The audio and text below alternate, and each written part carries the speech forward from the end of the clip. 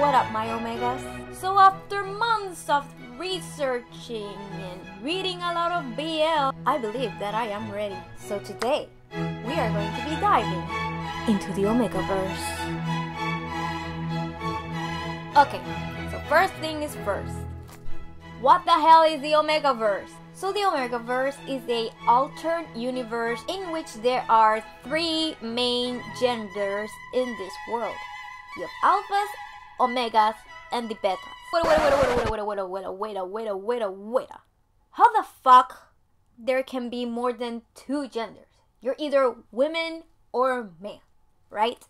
Although gender identity debate is a hot topic nowadays, and frankly, I am not diving into that mess right now. But in order to understand this universe, we need to clear some things up. So by definition, sex is referred to the biological traits determined by a measurable organs, hormones, and chromosomes a person is born with. And gender is defined as the behavioral, cultural, or psychological traits typically associated with one sex. So by definition, calling alpha, beta, and omega a gender is correct. So to clear everything up, in this universe, when a baby is born either male or female, based on their biological standards, as they get older, their gender roles will be defined either as an alpha, beta, or an omega. So now, let's define each one of these genders. First, there's the alpha. They are the most popular, smartest, good-looking people in this universe. The top of the hierarchy, as they are considered rare, precious, and superior in every way. They are the dominant ones in all relationships.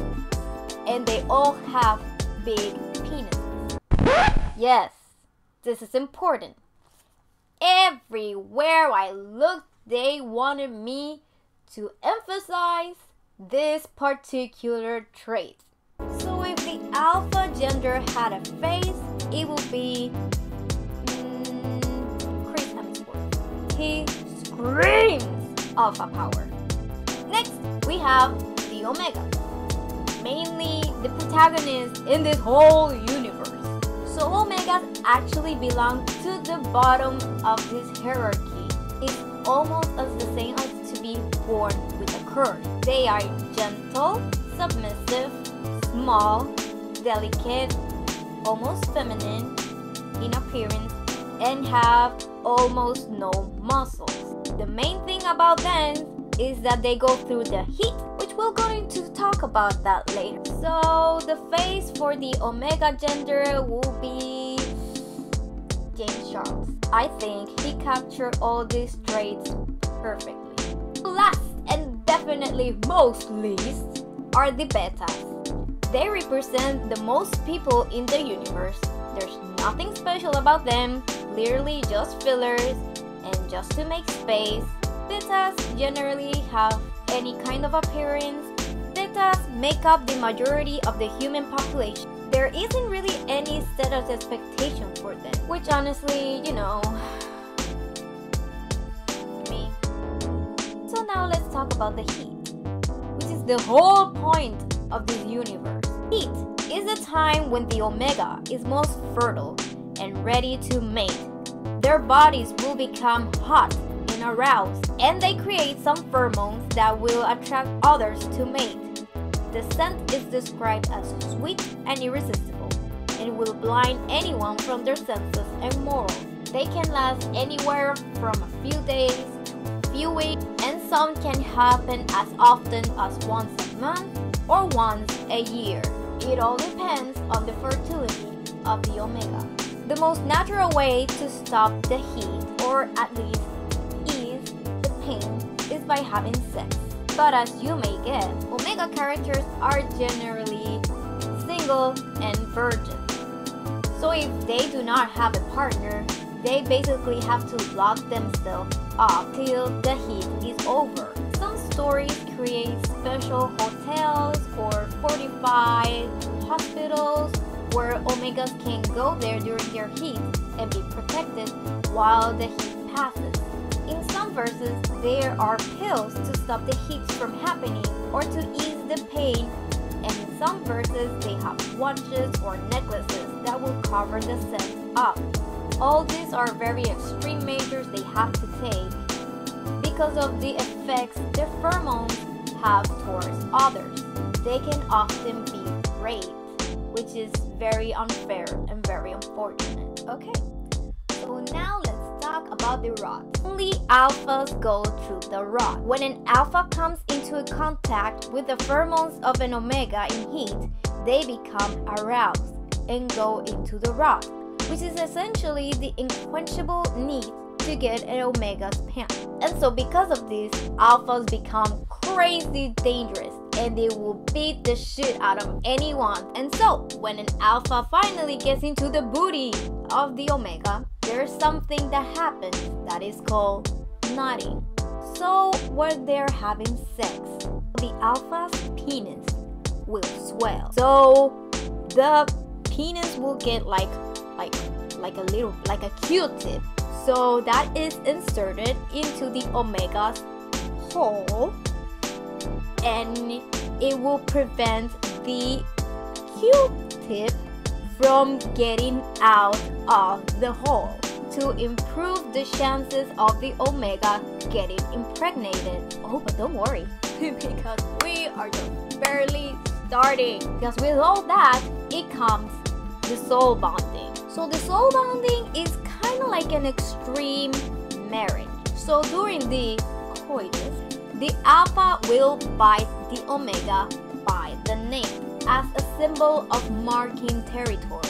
It means that they are fated to be together forever. Why do I feel like I am talking about my dog's mating life? Because I actually find out that Omega Verse was inspired by wolves. And the only way to break this bound is by one of them dying, which is mind-blowing scary. Imagine an Omega being raped or having consensual sex with someone they're not really interested on. And that alpha, just to mess with your mind, will bite you in the neck. It means that you cannot be with anyone else besides that specific alpha. But get ready. We're getting there. So here we go. Now we're going to be talking about the reproduction. So let's break it down like this. For alphas. So alphas do not possess uterus or ovaries. Therefore, they cannot be impregnated. Both alpha females and males have testicles and penises. However, the females' penises are retractable and their testicles are located internally, supposedly where their ovaries should be. Now the beta. Males can only impregnate others and females can only be impregnated. And the omega, yes, you guessed it, both males and female omegas can be impregnated.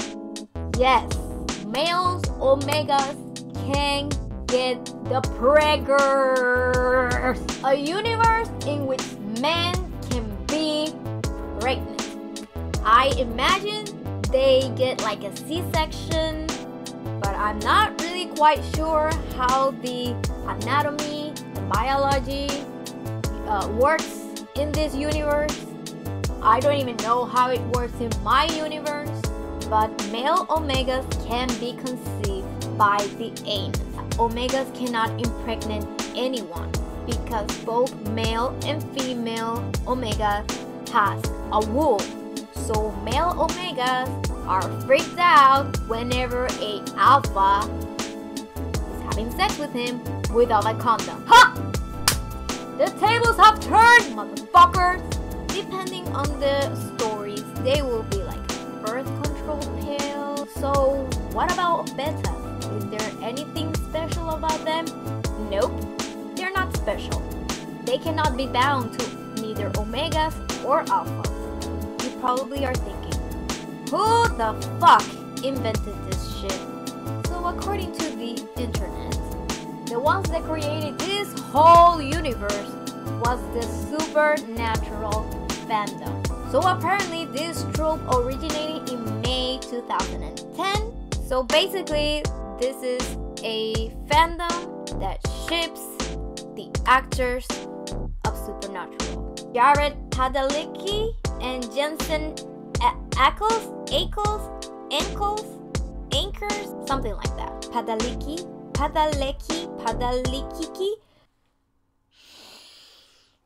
The real life, living, breathing, blood, bones, flesh actors of Supernatural are being shipped by their own fandom.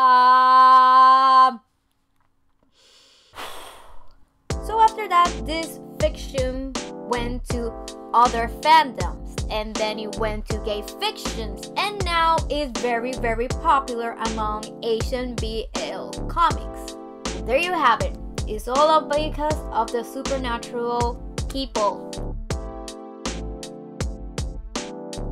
So, at the beginning, I really didn't understand why it was so crazy popular.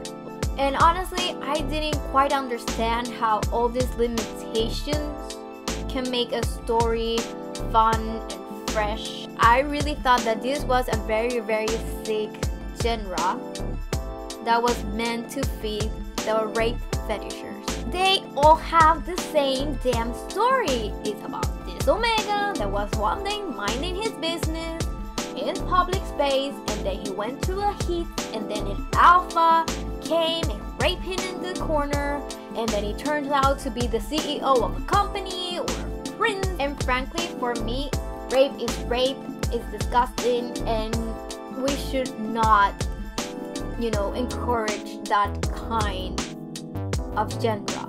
And then there was a glimpse of light at the end of the tunnel, because one day I came across a really, really good comic, and that comic is called Yukio Omega. So it's about this Omega guy that pretends to be in heat in order to get out of work. But then one day a superior asked him if he could have sex with him, and he had no other choice but to pretend to be a Omega in heat throughout the whole situation, or else he will be caught lying and he will possibly be fired. It was funny, it was genius, it was insanely good. But then I came across to possibly one of the best comics I have ever read in my life.